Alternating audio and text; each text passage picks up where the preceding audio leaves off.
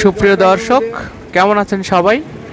আমি আজকে আপনাদেরকে অতি পরিচিত একটা খাবারের ইতিহাস জানাতে চাই এবং এই অতি পরিচিত খাবারের এই ইতিহাস নিয়ে হাজির হয়েছি। খাবারটির নাম জিলাপি। আপনারা সবাই জানেন এবং ছোটকাল থেকে আপনারা চিনে থাকেন।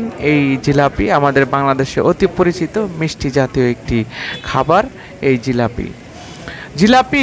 জিলাপির মূলত আসলে জিলেবি, জুলবিয়া, যেটা মধ্যপ্রদেশে মধ্যপ্রাচ্যে এটা পরিচিত, জুলবিয়া, জালেবি, ঝেরি নামে পরিচিত নেপালে। তো জিলাপি এক প্রকার মিষ্টি খাবার। ভারতীয় উপমহাদেশের বিভিন্ন দেশে তথা ভারত, পাকিস্তান, নেপাল, বাংলাদেশ এই খাবারটি অনেকটা জনপ্রিয়। বাংলাদেশ বা পশ্চিমবঙ্গের এমন কোনো এলাকা নেই যেখানে জিলাপি পাওয়া যায় না।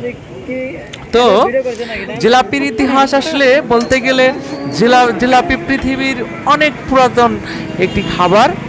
জিলাপির সর্বাধিক পুরনো লিখিত বর্ণনা পাওয়া যায় মোহাম্মদ বিন হাসান আল বগদাদির লিখিত 1300 শতাব্দীর রান্নার বইতে। যদিও মিশরের ইহুদিরা এর আগেই খাবারটি আবিষ্কার করতে সক্ষম হয়েছিল।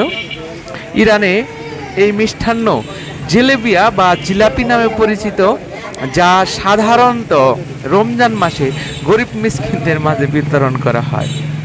ভারতীয় উপমহাদেশে মুসলমানরা জিলাপি নিয়ে আসে।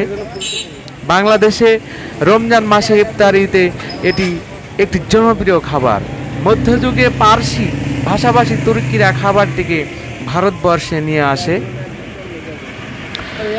1500 শতকের ভারতে জিলাপিকে কুণ্ডলিকা বলা হতো।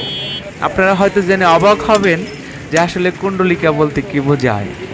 1600 খ্রিস্টপূর্বাব্দে সংস্কৃত ভাষায় রচিত গ্রন্থ গুণ্যগুণ বোধিনীতে জিলাপি প্রস্তুত করার জন্য যে উপাদানের যে তালিকা পাওয়া তার সাথে আধুনিক জিলাপি রন্ধন প্রক্রিয়ার সাথে যথেষ্ট মিল আছে। আপনারা যদি উৎপত্তি স্থল খোঁজেন তাহলে পশ্চিম এশিয়া, জালেবি বা লাকমত আল কাদি, ভারত। এটা হলো পশ্চিম এশিয়াতে জালবিয়ে বা লাকমত আল কাদি বলা হয়। আর ভারত উপমহাদেশ এটাকে বলা হয় জিলাপি।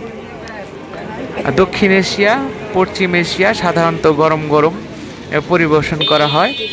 আর উৎপাদনে কি দিয়ে তৈরি করা হয় সেটা তো আপনারা ভালো করেই জানেন। ময়দা, জাফরান, ঘি, চিনি, গোলাপ জল, অমৃতি, শাহি জিলাপি, এগুলো অনেক নাম থাকে। নামের ক্ষেত্রে দেখা যাচ্ছে যে যার যে রন্ধন প্রক্রিয়া এবং যার যে উপকরণ ভালো মান পরিবেশন করা হয়।